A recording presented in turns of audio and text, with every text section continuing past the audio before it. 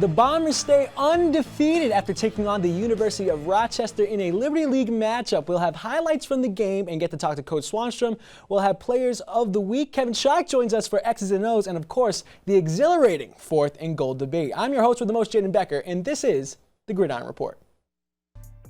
Breaking news coming out of Tuesday's press conference. Ithaca College and Cortica will be heading to the Bronx for the 2022 Cortica Jug. This is coming off the tail of 2019's Cortica Jug from MetLife Stadium that saw over 45,000 in attendance.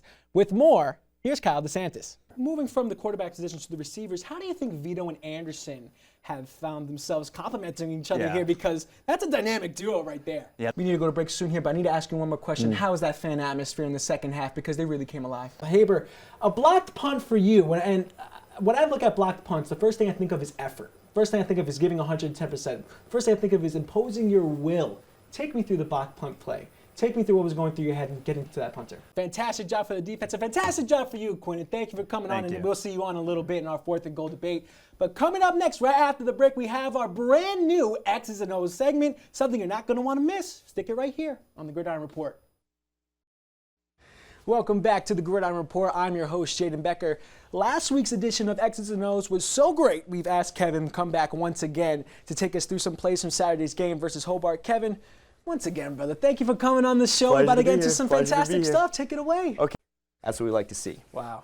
That's some superstar stuff right there. Yes, sir. Coming in and out of nowhere. And we saw him earlier on the show today, obviously making big plays like that. That's why he comes onto the Gridiron Report, because he had some special moments like that. Another amazing segment of X's and O's. Thank you, Kevin, for the insight. And no one else can really offer that type of insight. One day, you and me can get some pads on, do some Oklahoma drills. Maybe I'll show him what's up. Be sure to follow us on social media and keep up with all the latest info about the show. You can find us on Instagram and Facebook at ICTV Sports and on Twitter, ICTV Sports 607. We're going to take a quick break. When we come back, we're going to have our ever-famous 4th and Goal debate, something you're not going to want to miss, so stick with us right here on the Gridiron Report. Coach, thank you. Highly appreciate Thank you for coming on to the show.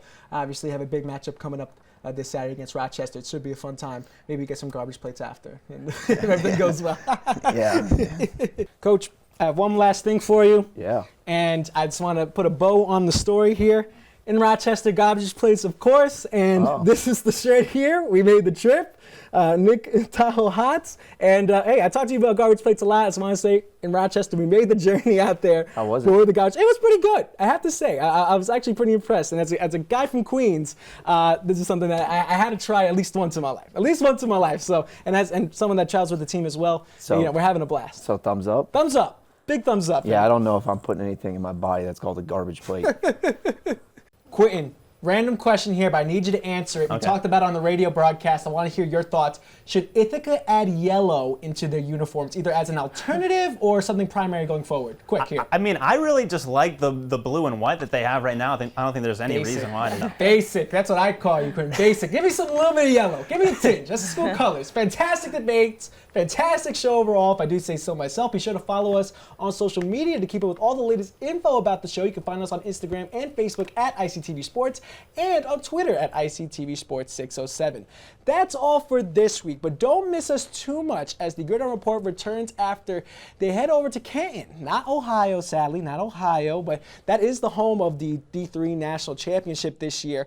The Bombers will be heading to Canton, New York for a Liberty League matchup against St. Lawrence University. Should be a fun time, and 5.5-hour drive away. Can you believe that? That's a little bit long. That's a little bit long. I'm Jayden Becker. We'll see you next time on the Gridiron Report. Moving to the second quarter, here's some WWE action for you if you missed it. Jalen Martinez in on that one. Moving to the third, here's another sack from, this time, D lineman Sal Brito. Now in Brockport. ST blocked. Punt by Elijah Akins. Here in the third, this is what you call a user lurk. If you're a Madden player, you sneak back a little bit, and here comes Michael Hayes, gets the pick right into his lap and takes it all 35 yards all the way into the end zone. Hayes' first pick and first pick six of his collegiate career. On the next drive, for the Golden Eagles, the Bombers do what is called imposing their will and force a fumble on Brockport. Swanstrom trying to spark the offense here. The mustard man, Mikey Anderson, makes 1, 2, 3 people missed going his way into the end zone and scoring.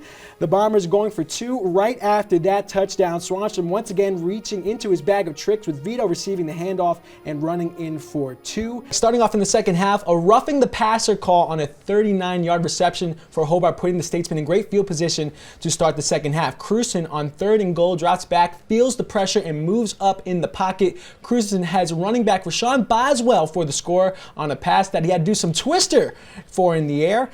Statesman's up 14-14. Now Hobart, next offensive drive, the Statesmen do what they do best, and that is run the ball. Hobart coming into this game led the Liberty League and was 14th in the nation for their rushing offense. Here is Boswell again on a 70-yard rushing touchdown, the longest on the season for him, and the Bombers' biggest play they've given up all season.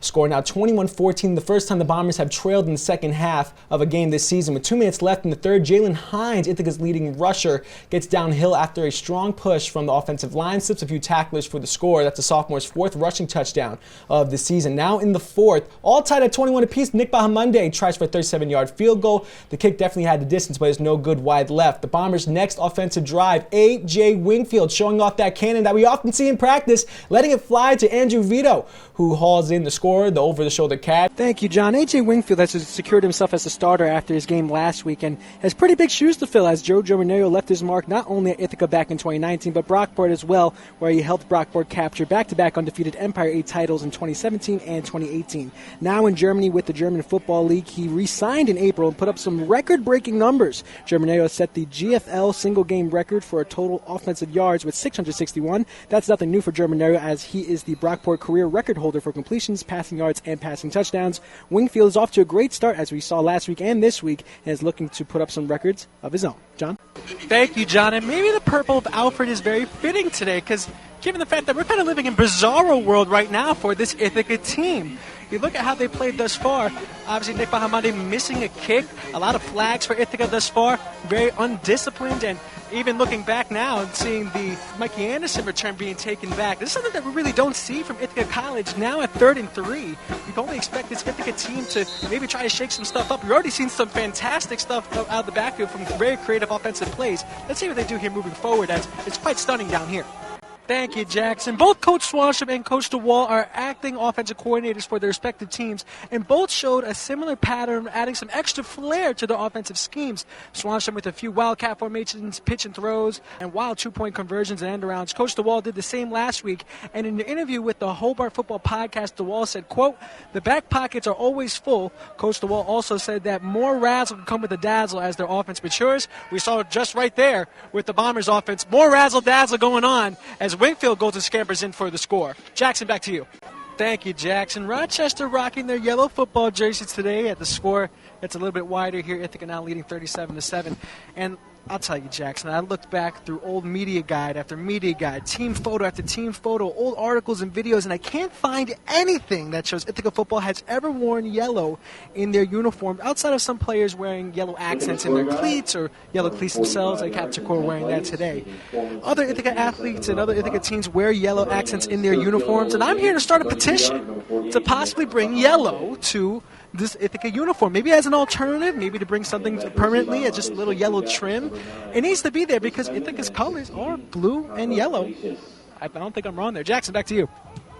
Thank you, Jackson. And we are in what some may call garbage time. And just because it is garbage time doesn't mean that things go by the wayside. But I want to talk about something that is important, near and dear to my heart, because today might be an eventful day for myself, because I'm about to try a garbage plate for the first time. And a garbage plate is an example of American extreme cuisine as it's defined.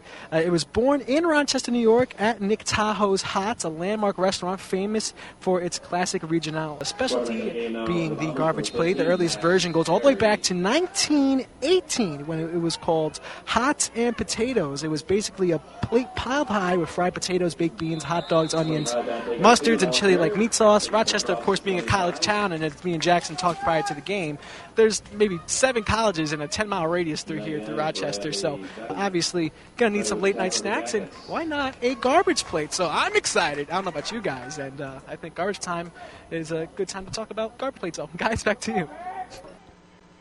Thank you, Jackson. Sometimes a certain group gets together and magic happens. I think we're seeing that with the offensive line. And it might not be only on the field. Every week at practice, the offensive line comes up with a skit to show to the rest of the offense in between drills. This week was a play on the ever-popular Netflix series Squid Game by playing red light, green light. Although things have been lighthearted at practice, the O-line is definitely serious. They've improved since the beginning of the season by giving Wingfield plenty more time in the pocket. And at the focal point in front of Ithaca's ground game, I was able to talk to Anselmo Farrow on ICTV's Gridiron report, and he said that, quote, "We're a group of really selfless people." Thank you, Jackson. Highly appreciated. And the explosion of cheers on the sideline for this Ithaca team after the fumble recovery. It's something like as if it was building up inside of them throughout this whole entirety of this game. Finally able to erupt and cheer in this third quarter. The Bombers now able to score off of that drive. And a little surprised that they didn't go for it on fourth down there. The Bombers have been absolutely fantastic on fourth down throughout the entirety of the season. 81% of the time they convert on fourth down. And it's something that Swanson has been doing throughout most of the season. You know, he's been splitting his 8s and he's been doubling down on his 11s and honestly going for it on the book, if you will, saying that, you know, I'm really going to bet on the odds of this offense on this fourth down. A little surprising that he hasn't been going for it so often here in this game.